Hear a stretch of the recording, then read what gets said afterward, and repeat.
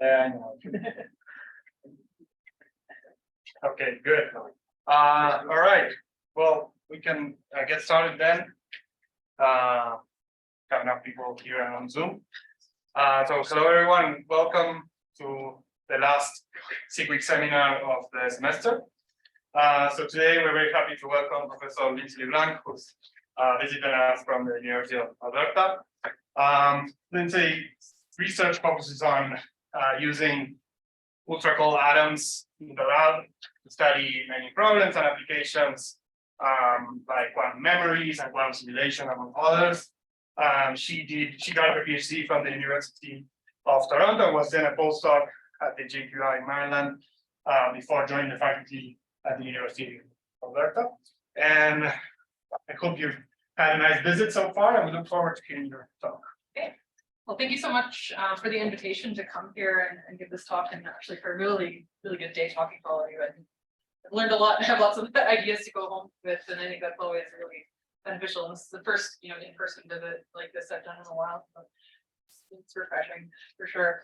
Yeah, it's my pleasure to tell you a little bit about what we've been doing in the lab lately. And this is a very general title and maybe too general for this audience even, but like to think about different ways to look at the light matter interaction and how we manipulate that with atoms in particular.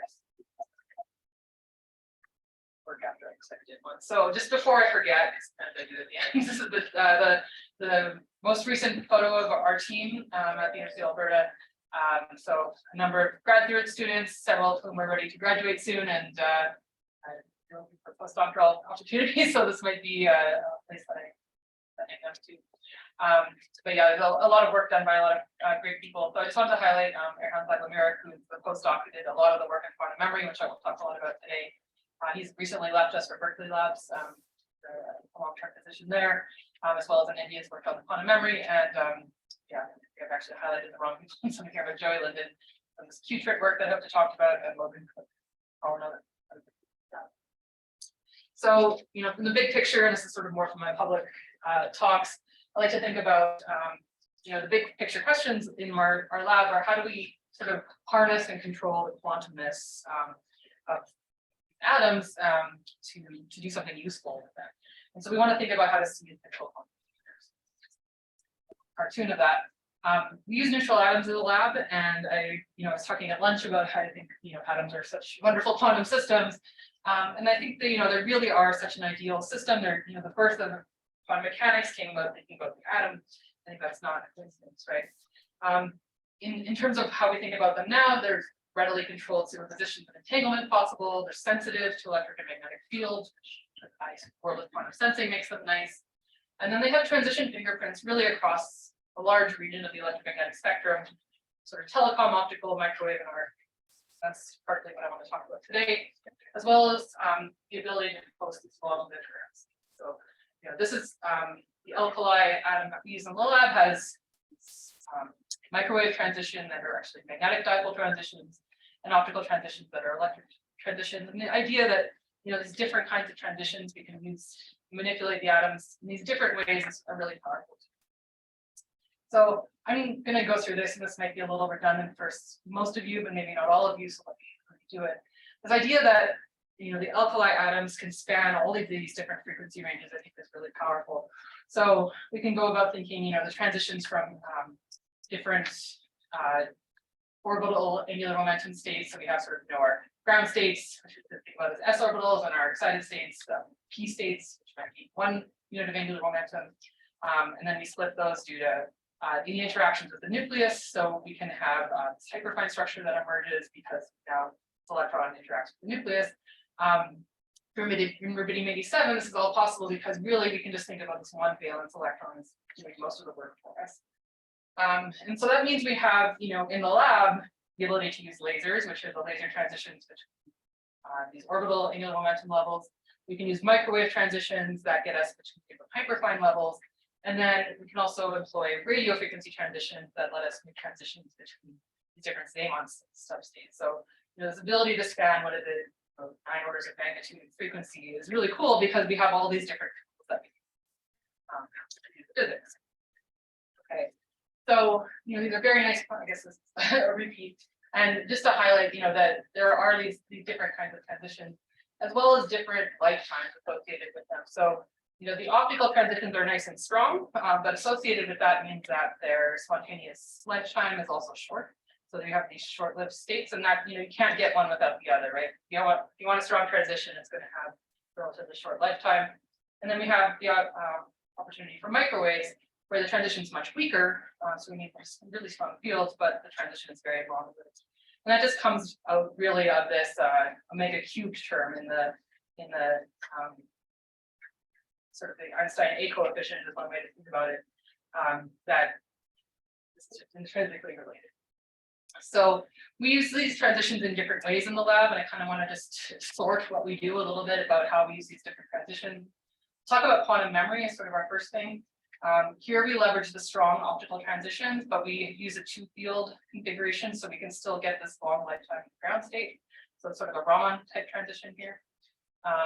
In the second kind of thing that we do, which I won't talk about too much today, we actually use warm atoms, and we're looking at sort of coupling optical and microwave transitions together at the same time. And so we use some sort of microwave atom optics. Wait, Have you seen that? Yeah. just some microwaves and room temperature. Yeah. They're great. So there's no Doppler shift for a microwave, basically, because of the really low frequencies. So we can still do well-defined microwave. But there's so much thermal noise.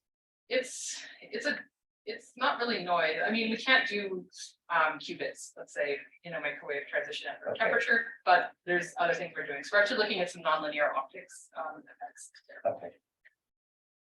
Yes, indeed. And then the third thing, which I hope to get some time to talk about today, is some non-abelian qubits, where we're using all of these transitions. So we have optical and microwave kind of going on at the same time, because we're trying to do a fairly complicated interaction using 2 photon laser amplitudes, the betas of those fields, and then also some external Zeeman fields to create a Folke-driven system where we can engineer non-abelian dynamics. Time to talk about that, but so it's just basically taking these various tools we've got in the lab and combining them in different ways. We can do lots of different kinds. So the bread and butter of what we do is using a rubidium 87 BEC. The sort of standard pictures one has to show about BEC. One way we've been using these tools is to do our atomic quantum memory. So I'll talk today about this autotown splitting protocol memory that we developed, as well as super radiant fast memory, which is our more recent work. And we've also been using these BECs as a sort of platform for looking at quantum state control. So very, very simple sort of first attempts at these things, but we've been developing sort of qubits, as well as these holonomic operations.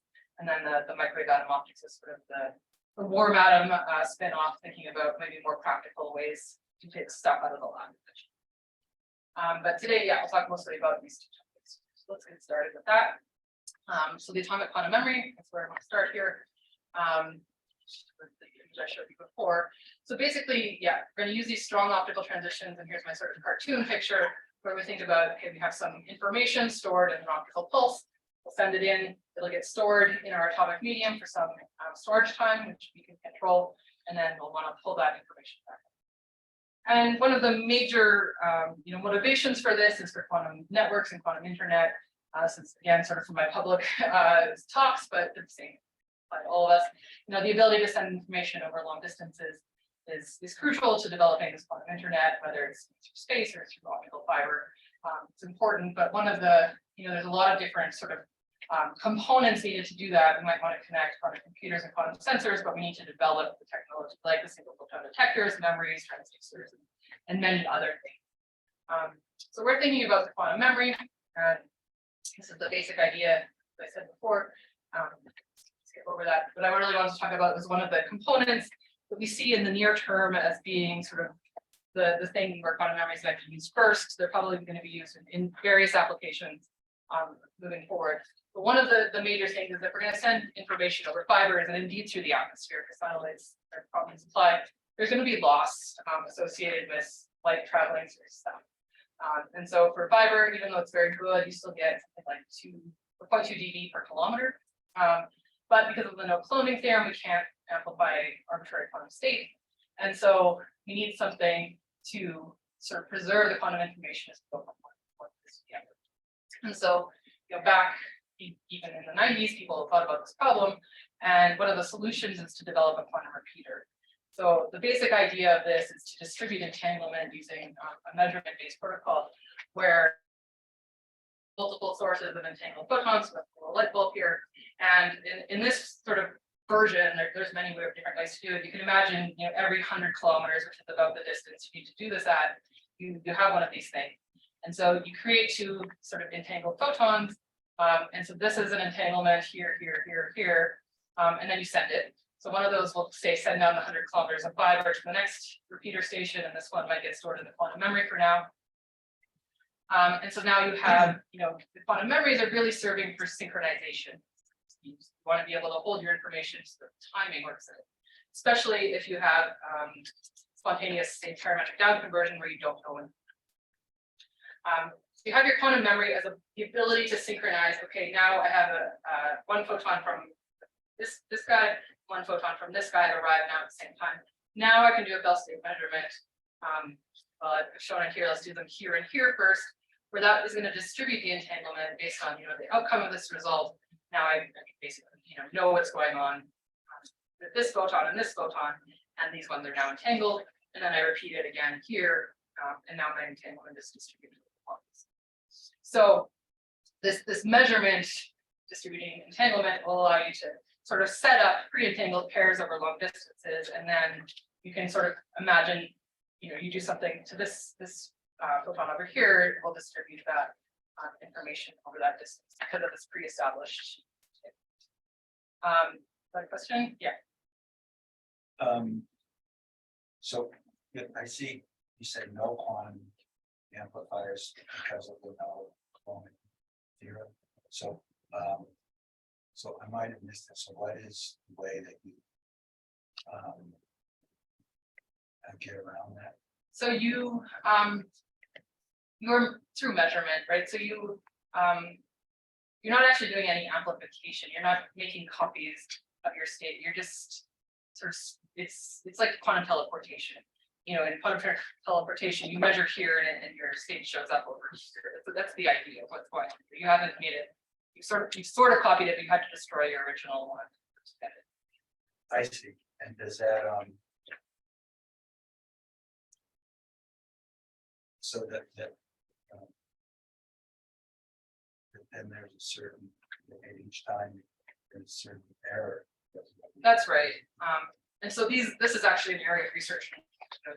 People looking at networks in detail will say, okay, well, given this much loss and this error rate on your detectors, how close do you need to put your repeater stations in order to get a fidelity of 2 nines or 3 nines or 4 nines or whatever you want. So there is definitely detector efficiencies come into this, the memory efficiencies.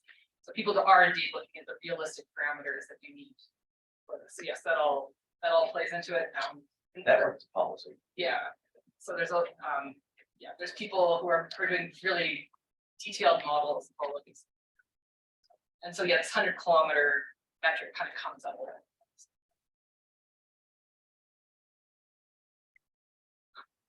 Yeah. So I should say this quantum network stuff is still pretty new to me too, and it's kind of fun to learn about a new thing. Even it's not a grad student anymore.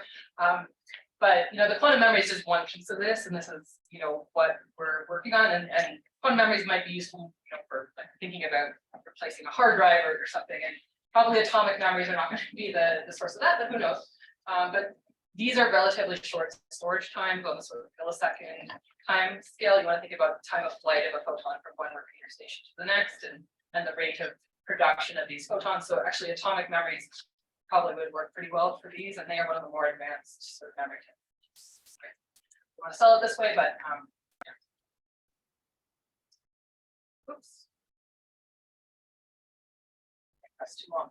Okay, so these quantum repeaters need many parts, and so the memory, like I say, is just one, but also reliable single photon sources and detectors.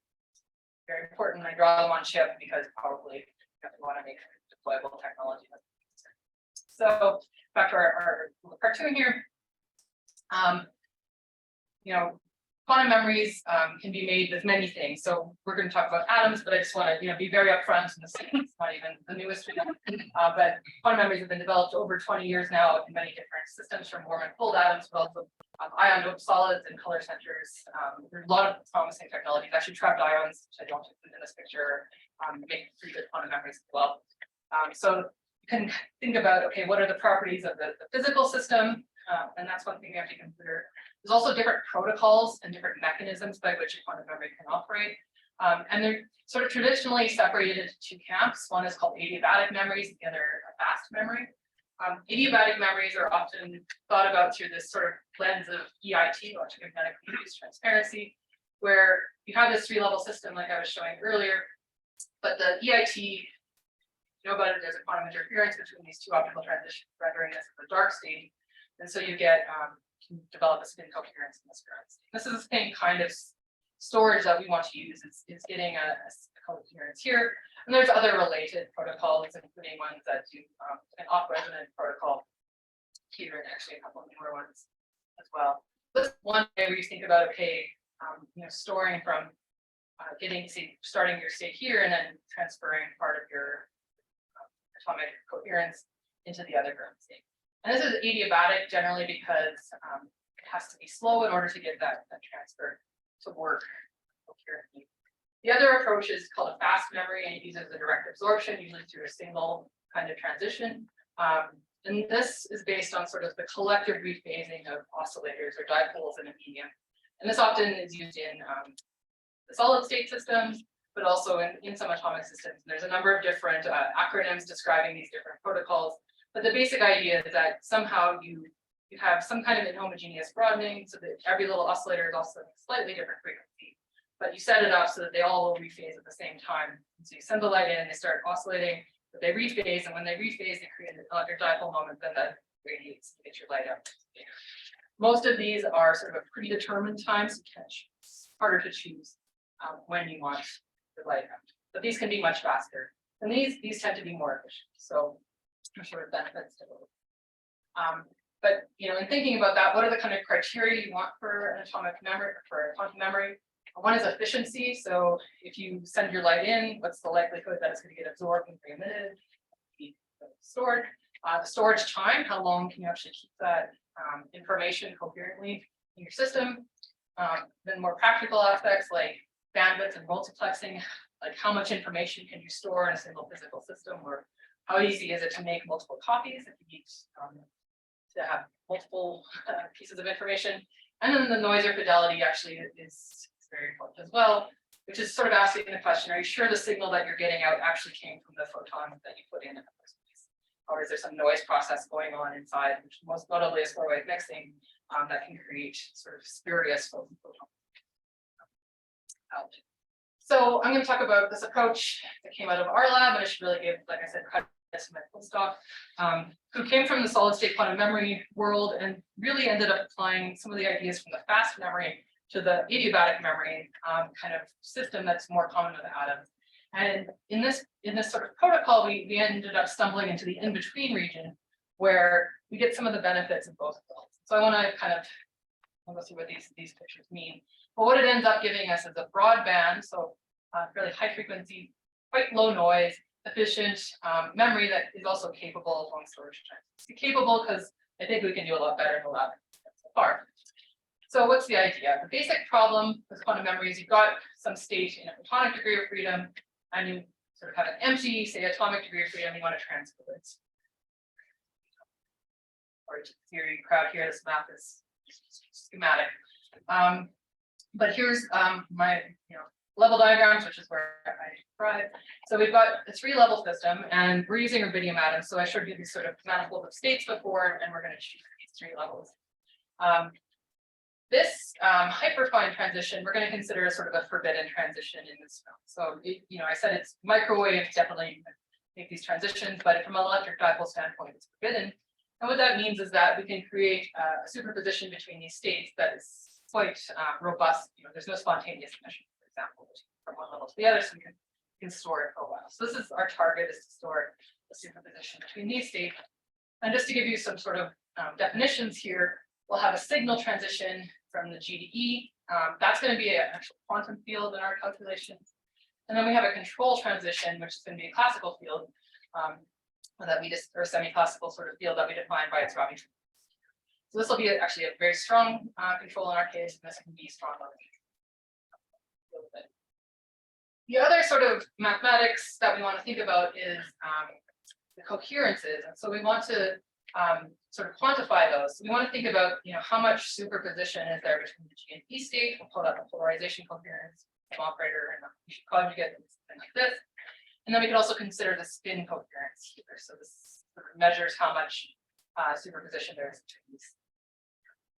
And so what we want to set up is actually a dynamics between this coherence, that coherence, and then this field that connects them. And so you can do this using a set of equations called the Maxwell-Bloch equations, where you have the dynamics of these fields coming in, the polarization coherence, and the spin. It's Maxwell the field, and then Bloch because we're talking about these sort of spin states. So this is a little bit complicated, but the basic idea is that we're working in this limit where we're going to have a very strong control, so much stronger than any of our decay channels, faster than the spontaneous emission, most notably. We're going to ignore any decoherence spins and consider resonance. So this simplifies our equation, and indeed, if you want to go really simple, what you end up getting is basically this mapping. So the electric field coming in maps directly to the polarization. And you can just think about that as, okay, I've got an electric field that establishes the polarization coherence when I shine it at the atoms.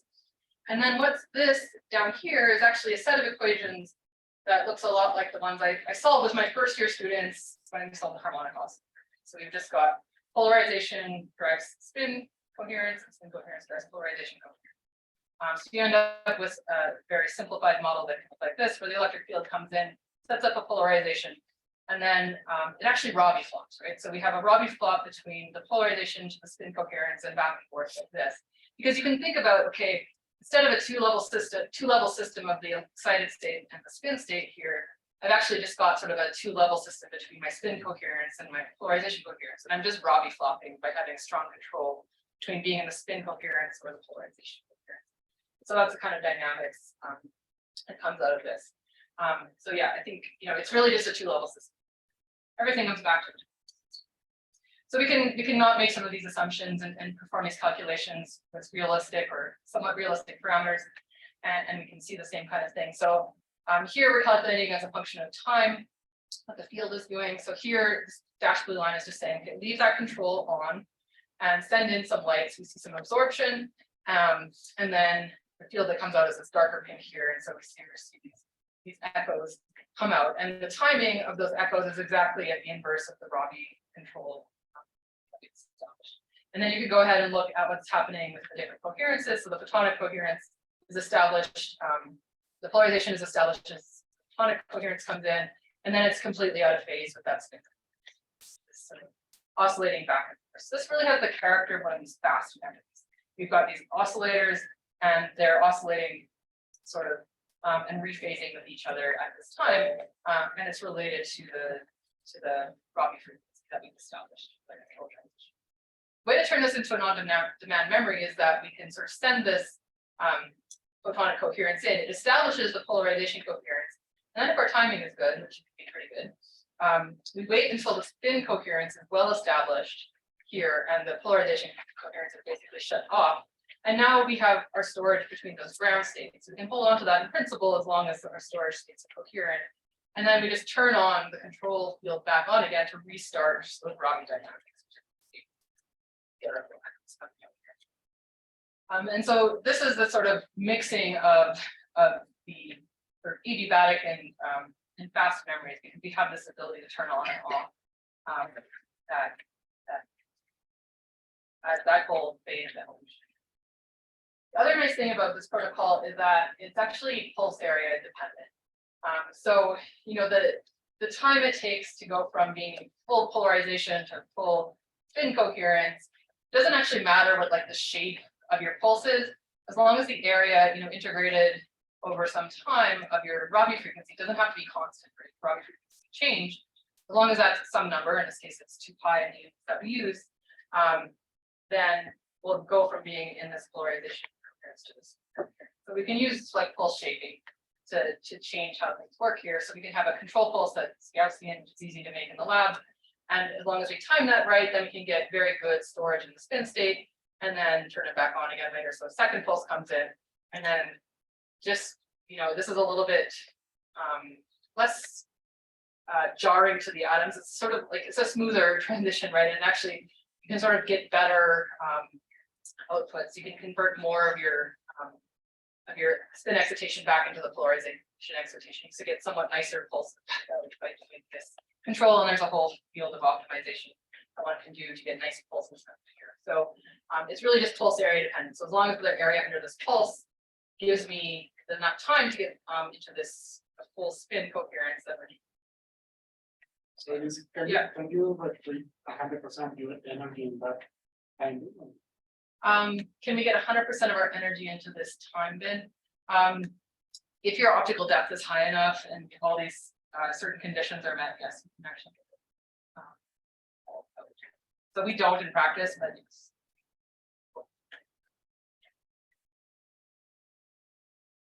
So I guess maybe it's the same question, but Yeah. I was just thinking, so the size of the output signal. Yeah, In this case, like the height that it has, is it because you've chosen this optical depth or? Okay. yeah, so this is, we don't have super high optical depths in the system, and that's part of it.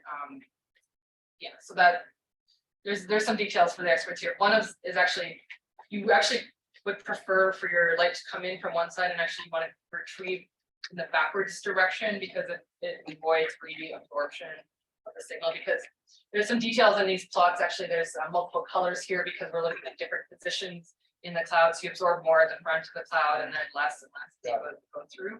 So there's a little bit of detail. So you actually want to come back through the other way so that you start with the lower absorption and then you finish your retrieval coming up the other direction, for example.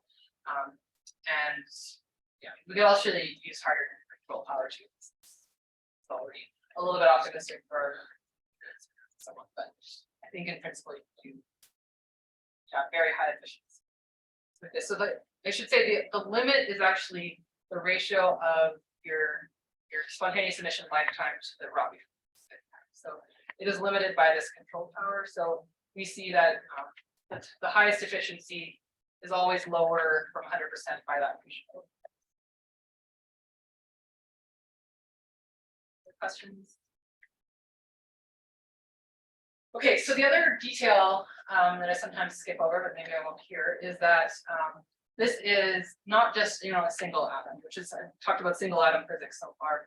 It's an ensemble, but it's really single particle physics. It's just that we have this collective ensemble, which is spatially distributed. And in most of our simulations, we're just thinking about a one-dimensional line of atoms, although of course it's not quite that.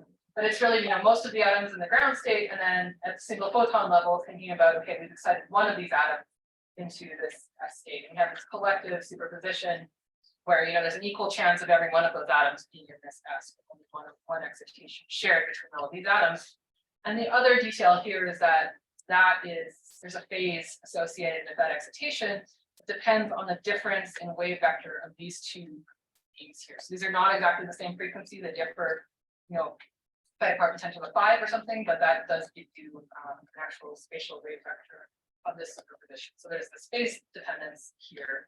But we can actually think of that as spatial structure, right? So you have your probe and your control coming in, and you actually end up with sort of a grading in some ways of being all in the ground state versus where the superposition.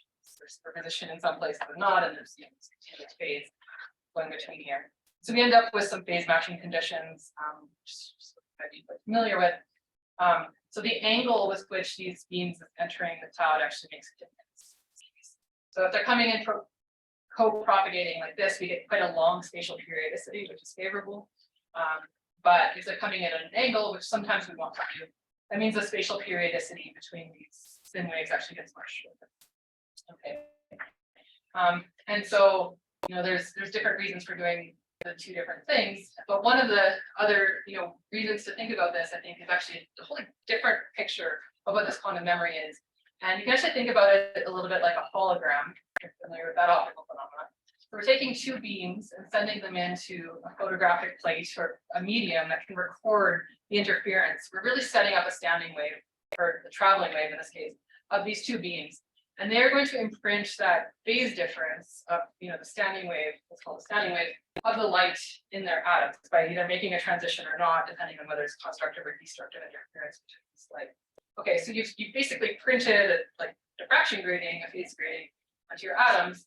And now when you do the retrieval, when you come back with your second pulse, you're really sending in a copy of your control beam. And what it can do is diffract off of this grading that you created. And because of phase matching conditions, the light that comes out, like in a hologram, is going to be a copy of this beam that you sent in. So it's kind of a classical way of thinking about this.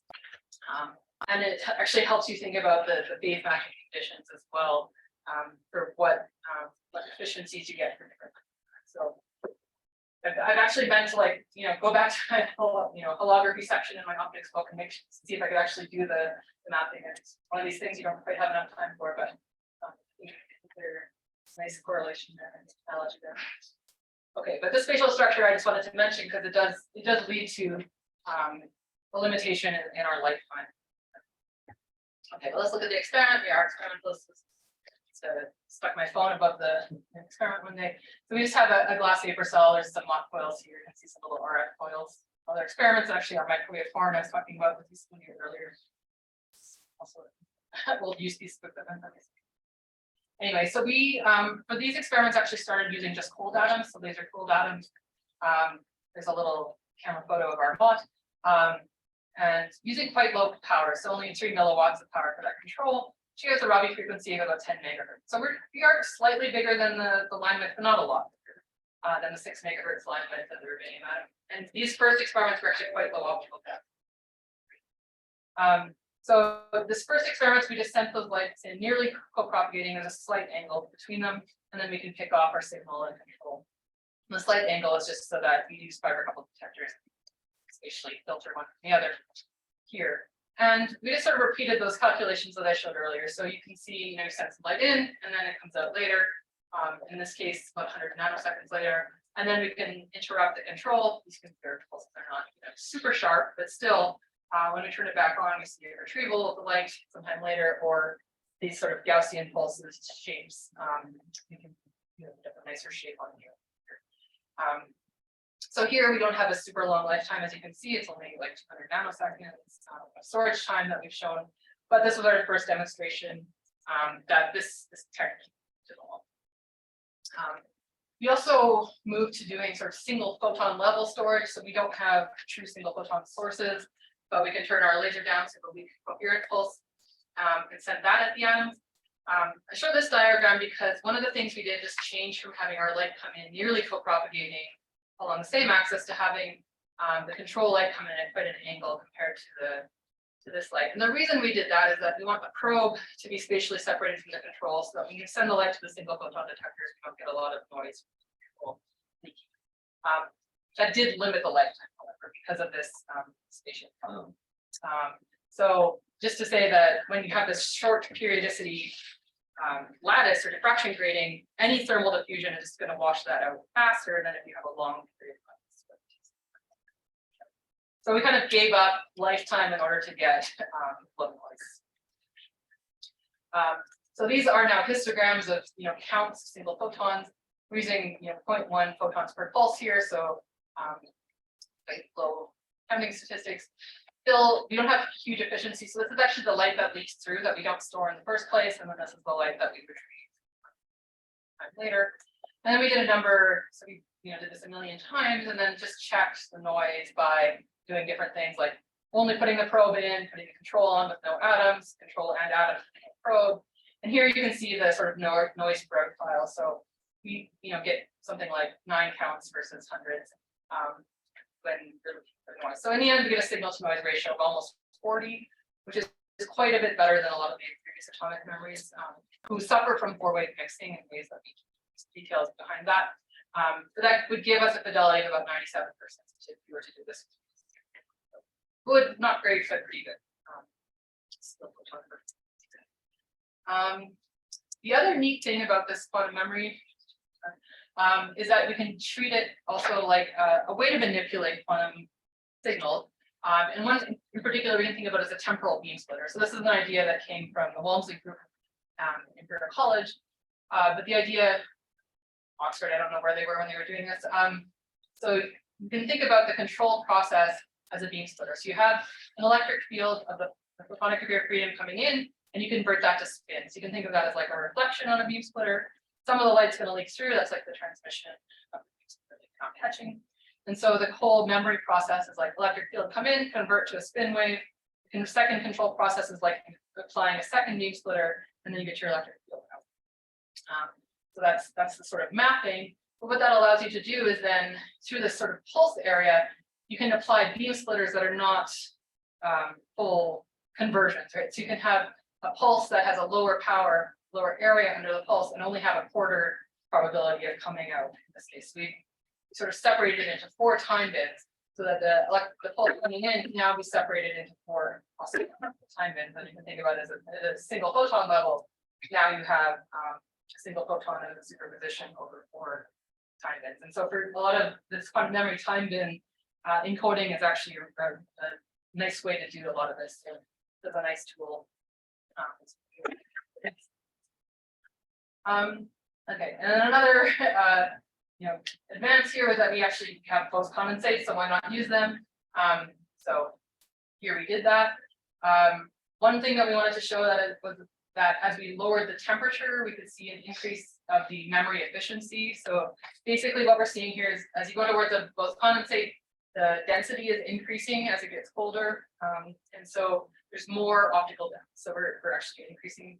At the end, as we pass the transition temperature, we're just evaporating too many atoms, and the optical depth actually starts going down again. You're colder, but you've lost a lot of atoms because evaporative cooling is kind of terrible for that. And then, yeah, so you can actually measure the atomic density here, do this at the single photon level.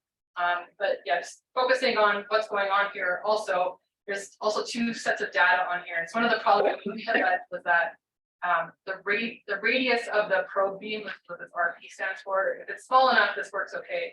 But our probe beam was too big to start with, and so we just saw a decrease in the efficiency as we got colder.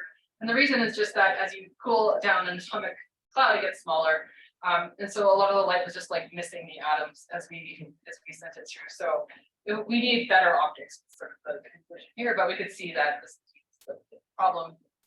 However, we did see quite an improvement in storage time. So as we go to colder temperatures, so the gray is the hottest here and the blue is the coldest. So the efficiency of retrieval, up to 10 microseconds was still reasonably good. So going from the 200 nanoseconds to now tens of microseconds lifetime, definitely seeing an improvement. And that's just to that we think that we're at that limit of that thermal decrease. So skip over here and works at the single photon level and has a fairly good signal to noise ratio. So it decreases as your mean photon number gets just noise, but we're still pretty well first. So the conclusion, here is that this atomic quantum memory works quite well. Has high bandwidth and low noise, can be pretty efficient, and in principle have fairly long lifetimes. We had this trade-off between a high spatial periodicity, but if you want to work at single photon level. So these results with the lifetime here were actually even with this high angle between. So if we went to lower angle, we'd expect longer lifetimes here. And it's I think that there's a lot of improvements we can make. In particular, we still have magnetic field homogeneity in the lab by improving that larger lifetime. So yeah, that's kind of the ATX memory story. I don't have so much I want to talk about. I'll just quickly mention this other kind of memory that we've recently been working on, which is based on superradiance. So the idea of superradiance is that the emission of light from an atomic ensemble can actually be faster than the spontaneous emission lifetime because of collective effects of the atoms. And so this is like one way of speeding up the memory process is to make use of that superradiance emission. The idea with this is to do like a fast kind of memory where you excite to the excited state and then quickly shell your atoms down to the ground state, and that we'll just do that with that sort of high control pulse, and then we'll unshell them, put them back in the excited state, and then they should emit in a super radiant way to be faster and hopefully be able to get a higher bandwidth signal. So here's just the modeling that we did. I'll just show you the experiment. So we indeed see that our atoms super radiantly emit. So the black dashed line is the spontaneous lifetime for rubidium, and we can get emission a little bit faster. Factor of 2 or 3, so not huge, but it works well enough. And then what we've done here is just a demonstration of absorb the light. And you actually want to shape your pulses so you get an exponential increase, and that will store the light so that it will super radiantly emit. We send in this black pulse to do that shelving. It's not quite fast enough because we don't have quite enough laser power to do it quickly. To get a little bit of leakage, but we can get that output in the super radiant machine. And 200 nanoseconds later. So we've done it, but we're really at the limit of our control power. We probably need to move to pulse lasers actually to be able to. So I thought with super radiance that there's sort of this phase dependence on how you initialize the. Right, because when you are unstoring them, right, you have all the excited state. The particular initial conditions for all those atoms is the memory. Yeah. So for all sorts of encoded states, do you get the super radiant bursts or like in different ways? So yeah, we haven't really thought much about the encoding. I should be clear. So we mostly think about this encoding that it will be either like a time bit encoding or polarization encoding. So it doesn't so much depend on like the pulse shape or something like that. Okay. Well, these are good questions that Do you need to move population? So does this memory work at a single photon level? Yes, it does. I think we showed that, but I got that data here.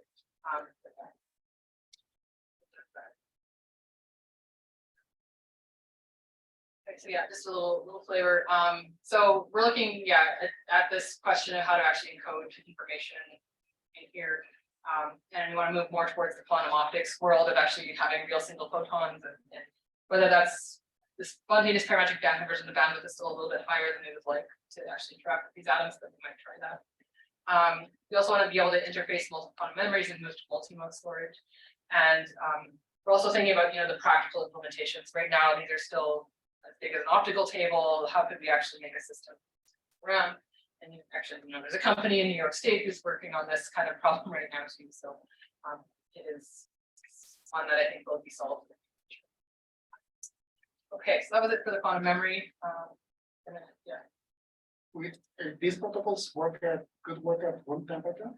So could this protocol work at room temperature? That's a good point. So they're it's a little tricky because it is a resonant protocol. So the Doppler shifts are going to be a problem. So there's a group in England, Patrick Luddenham's group. He's at Southampton now. So what he's done is actually basically what you need is this absorption profile that has multiple absorption peaks.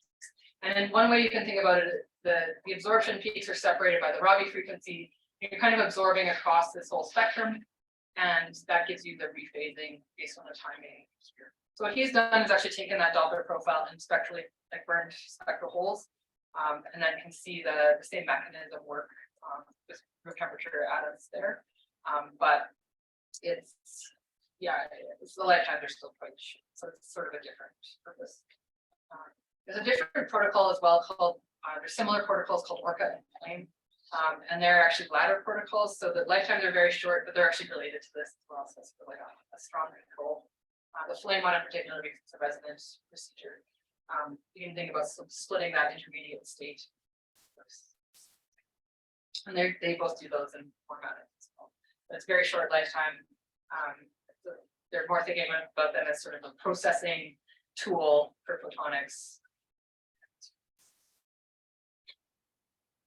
Any other questions for memory stuff before I skip the topic? Question Okay. actually. Yeah. What are detectors made of? Like Needs to check the the detectors for photons. different things. So It was my PhD. a Yeah. lot of things with silicon detectors and gallium arsenide, I guess is another common, but they're semiconductors generally. So I don't know, maybe this might be a really dumb question, but if do you think it's possible that the detectors are negatively impacting the data you get from photons? no, that's a good question. So the detector's efficiency is one of these factors that depends a lot. So the question is, you get a photon in, and what's the probability to get a burst of electrons? So we measure, how some burst of electronic signal that comes out of the detector. There's a number called the quantum efficiency. So it's kind of a super quantum process, but the photon comes in, and the ones that we use range from a couple percent to 70% efficiency that you get this out. And so yes, that affects our data. So we do take that into account when we're looking at noise figures. So we measure the efficiency and then we say, okay, given this efficiency, here's what we think the dilation. So, yeah, I think that's a factor that everybody thinks about a lot about, and making more efficient detectors. There's ways of doing that use superconductors. You cool them down to really low temperatures so that any photon creates a large burst of energy. Get much more efficient detectors. Any other questions? Okay, so let me just talk a little bit about this stuff, which is actually related to what a lot of you work on. So I just started with this, but we've been using thinking a little bit about controlling the different states in our VCs. We originally started thinking about it because we were thinking about many body physics and creating unique states. We've sort of started in the sort of single atom protocols, and so we'll talk a little bit about that. So one of the things that we've done is along the way is using our rich atomic structure to extend from sort of qubits to qubits and in principle to qubits, which a lot of you do. So one motivation is just that you have a qubit state versus a qubit state. You have both amplitude and phase information. Qubit, which gives you 2 degrees of freedom, but you have 2 degrees of freedom in the amplitude and 2 degrees of freedom in the phase on a qubit. It's going to get this increase in information density depending on the ability. So that's one of the motivations. Going back to our rubidium structure, basically, if you look at our Zeeman structure, and what we've done is just pulled out 3 of these states here. So we're going to identify 0, 1, and 2 as sort of the end states that we're using. And sort of the challenge we gave ourselves was to do this with just microwaves, and partly because we wanted to learn about microwave control. So we have a control between A and B. So we could connect this with an RF photon, which Paul Yessen's group does, and then we can couple the full manifold, which we work on. We wanted to avoid that because we didn't want to couple here and then go cascade down the ladder. We wanted to just think about the 3 states. So this is kind of our model that we have the coupling between 0 and 1. We don't have a direct coupling between 0 and 2. And we can think about the unitary transforms that connect on A from 0 to 1, B from 1 to 2, and then an effective coupling between 0 and 2. So part of the work that we've done here was to implement this unitary transformation that does a direct coupling between these sort of by bypass the state and applying both of these fields at the same time. This is our state. We wanted to be able to perform sort of arbitrary single qubit operations, and we chose a particular operation to demonstrate, which is called the Welsh-Hadamard gate, which is the generalization of a Fourier transform in this 3-bit space. And this is not us who came up with this decomposition, but there's many ways one can decompose this into these different operations we have available. In the first one, we just used single coupling, so B and A and B, and then a phase gate. I lost my 2's here. Or we can do this sort of direct coupling A to B and then a B and an A. And we just wanted to look at, is there one better than the other way of doing this? And this is on a preprint. Complicated thing. So so the unit A, so in a 3x3 matrix, the way to control these about the control, we're sort of in this subspace on A, this subspace in B, and then for the AB coupling, we want to couple the corners. That's 0 coupling. So these ones are fairly straightforward. We have a pulse time and a phase that we can control with microwave. So that's sort of 2 parameters we're looking at. A fixed Rabi frequency. And then for the AB, there's just certain conditions that one needs to fulfill, and then you can implement this gate. So you have a ratio of the Rabi frequency on A and B here that sets these alpha and beta parameters, and the pulse time has to be exactly this. So we implemented this in our rubidium BECs. We've shown the BECs were trapped, and actually talking to all of y'all today, realized maybe that was the wrong thing. We should have done this in time of flight, but we didn't. We set the 2 microwave tones at them, and then we do string Verloc imaging at the end to actually measure state conditions. kind of in a funny order, but dipole mode. So the basic sequence is really cool. We initialize the system in the 0 state. We perform one of those unitary operations, but several of those rotations, and then we do some rotation at the end to do stronger gate. So this is an example. This is some of our pulse sequences. So this is showing that we can do this direct A/B coupling. So for a particular time, you can see that we have 0. We have amplitude in 0 and 1, 2 and 0, but no amplitude in the intermediate state. Showing this unitary matrix that sort of directly helps these, but it is going through those states. So I don't know if you think that's cool or not, but it's just something I thought we'd try. And then we do sort of a density matrix reconstruction by rotating these pieces and projecting. So you can see it's not great fidelity, but it was okay. And so this is, the conclusions was we looked at the purity and the fidelity of the operations. So we got 90-ish%, not great, but it's okay. And we think that it is actually due to the inhomogeneity of trapping these atoms is probably the main factor limiting this fidelity. And we have decent control, but we can probably make improvements. And actually, this idea of optimizing the control seems really promising. And that's maybe the next step for us is to look at more complicated pulse sequences. Okay, so just a couple more minutes. I'll take. The reason we started doing this is because we were actually started with this more complicated thing, and then we said, oh, let's learn a little bit about this controlling with microwaves. So the other kind of coupling we wanted to do is sort of looking for interesting topological states. Started with this slide. So basically what we want to do is leverage geometry degeneracy in phase to do sort of geometric rotations. And the basic idea is that if you have, a Hamiltonian that depends on some slowly varying parameters, you can sort of stay in the ground state of that Hamiltonian.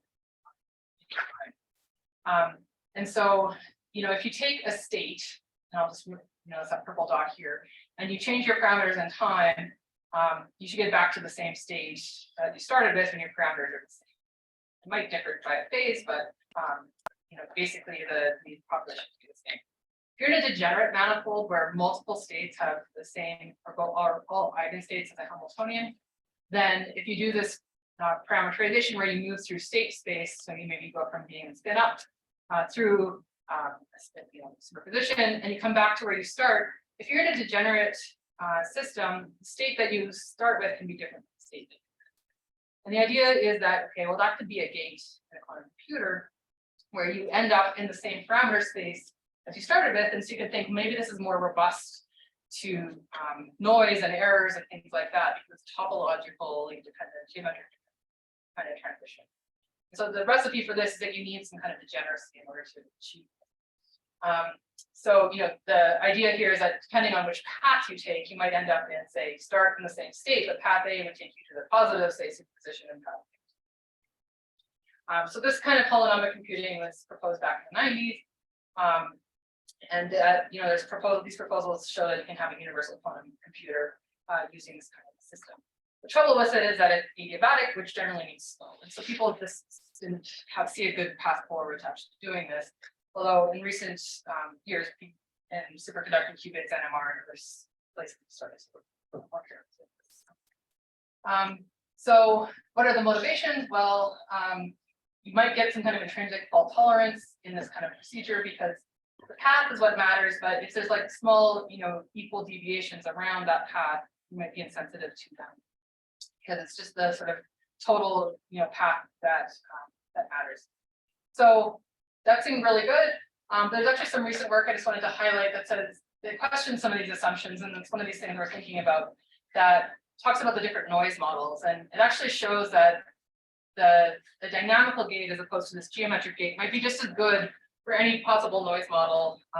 And so maybe this whole amount of quantum computing isn't really useful. So this is this recent PRF. So anyway, it's something we've been thinking about in particular because we were plagued by more noise than we expected when we actually did the experiment. So how did we do this? Is that we implemented a Hamiltonian in a float gate basis. So we have our slowly varying parameters, but then we sinusoidally drive everything. And sort of picture of why this gives you a degenerate subsystem as well. Okay, I have all my parameters and all my eigenenergies actually oscillate with this cosine omega t. So in time average, it's all zero. All of their energies are zero. So that's one way to think about why this flow K gives you this degeneracy. And you can think about flow P patterns, things like that. So basically, we want to sort of take this and do loops in parameter space in different directions. So we kind of span a whole block sphere. To do that in practice, we have amplitudes of 2 laser beams that do Raman transitions. The phase of those laser beams are just controlled by AOMs. And then we also control the external field, which gives us the so we want to match this energy level splitting with the energy difference between here, and then modulate everything phase locked at the same modulation. So here's the 3 loops that we tried. They are equivalent to X, Y, and Z rotations in the spin 1 basis. And we do the same kind of Stern-Gerlach measurements in the end to look at the spin projection. Yeah. So this is the kind of, a full loop in parameter space. It's kind of crazy. Just wanted to show, and there's actually more data on this one. Basically, we start off in this state and we end up in a different state. So we've gone through a whole loop and we end up in a different state. So it sort of shows, okay, this degeneracy thing is there, but these bands are actually showing that we're accumulating some errors as we go through the system. So we're accumulating some noise, and we think that's due to magnetic field instabilities as we go through. So yeah, it's one of these things where, maybe also this is where we can be smarter about how we perform these loops, or do things where we do something like spin echo back and forth, but all to be determined. Is it going to the mixed state as well? So probably a little bit. The purity is pretty good though, so we think, Okay. I don't have those data, so this, looking a little bit at that, but I think it's not too bad. It's just, we wanted to do something called like a Wilson loop in the end to show that the non-degeneracy was there, and it just didn't have enough purity. So, anyway, still in progress, but it's kind of a, I think this idea of being able to do this flow K driving to create the degeneracy is really kind of a neat idea. Whether or not, I don't know that this is the best system to show that it's going to work. Partly we have heating due to that laser, so maybe we had a different control system that would work better, but okay, so I'll wrap up. I think you postdocs have some more to be, but I think there's some outlook here. It's a non-trivial state evolution, and we do see that, but we're still accepted. There. Overall, we're interested. We've seen this quantum memory to be kind of a nice quantum memory. I think the ATS protocol is good. The super radiance is still tough, but it's probably ends in the end. And we're just started in this world of quantum state control using our post-condensate as a kind of platform. As I've been telling some of you, I've been working more and more in microwave stuff in our labs and learning more about microwave engineering. And it's really promising technology that cesium clocks have used this for 70 years, and I feel like it's coming back into the lab and it's more and more useful. So nice to find. So finish again with my group picture, and just thank you all for your time today, and take any more questions if you have.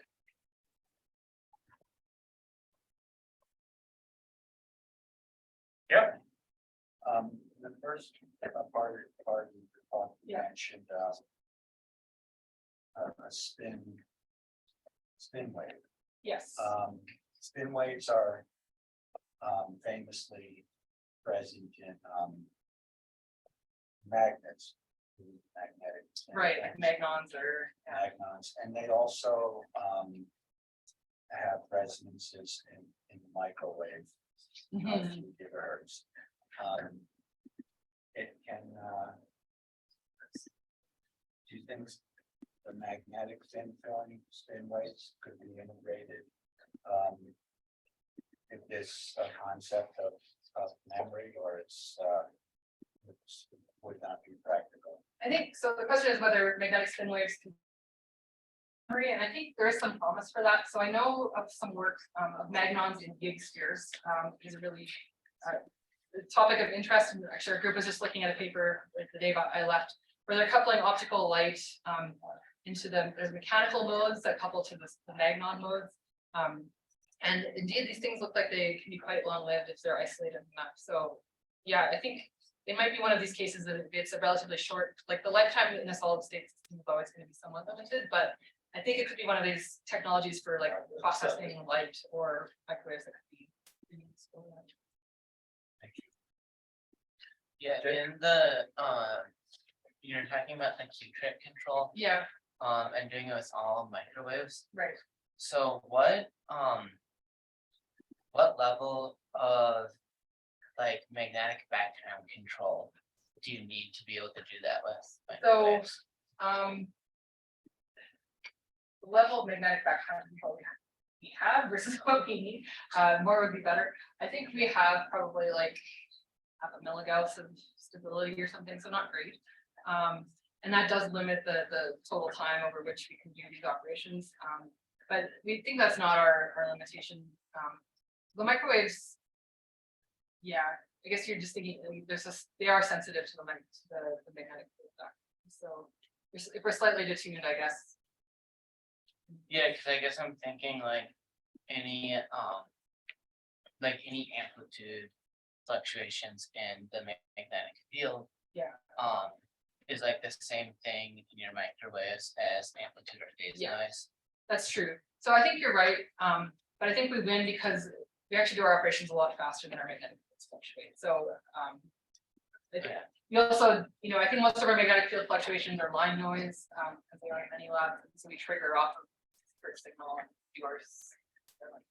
So we think it's pretty consistent, but yeah, I think for long term, we just control that. But I don't know that, I don't have an actual box for you.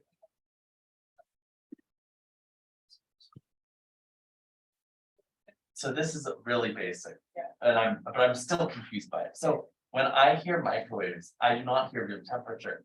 I hear like, oh no, at room temperature, there's tons of microwave photons. Is it because there's angular momentum involved or something? The things are protected here? So, I mean, we're using many microwave photons to do these transitions. Yeah, I guess. So we're not using microwaves for the quantum memory. So that's maybe the first thing, is that we're not doing a single microwave photon to quantum memory. Indeed, because of this problem, is that the room temperature.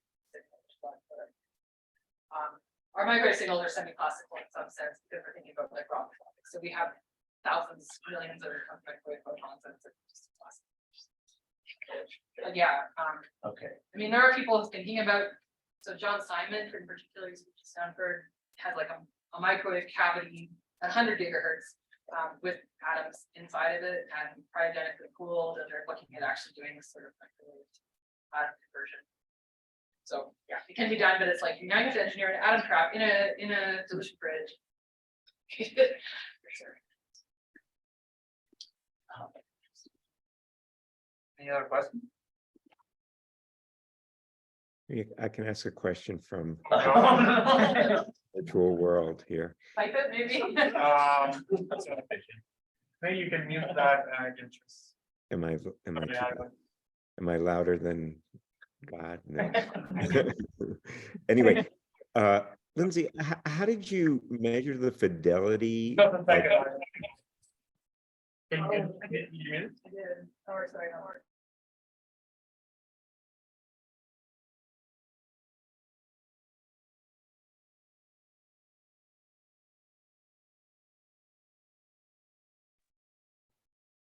Ivan. Oh, that's okay. Sorry, I was. Yeah, you should be there. Sorry.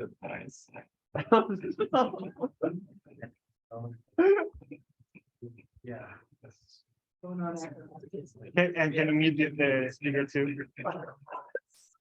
No, no,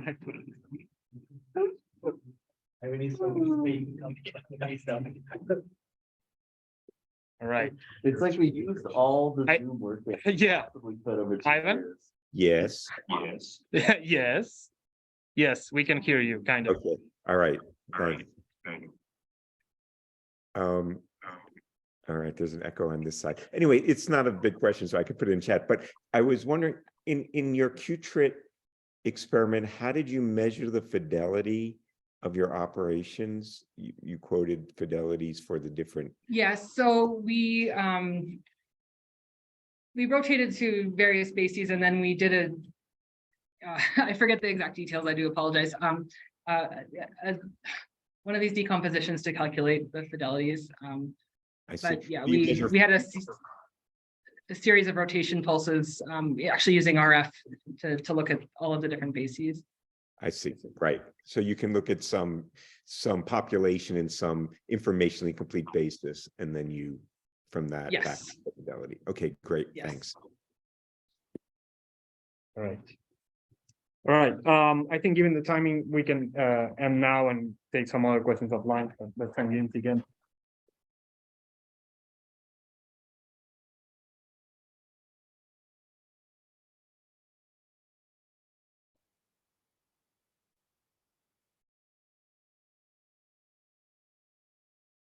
Thank you, Ivan. Sorry about that. Thank you, Lindsay. Thank you. Be well. Okay, bye, everybody. That was fantastic.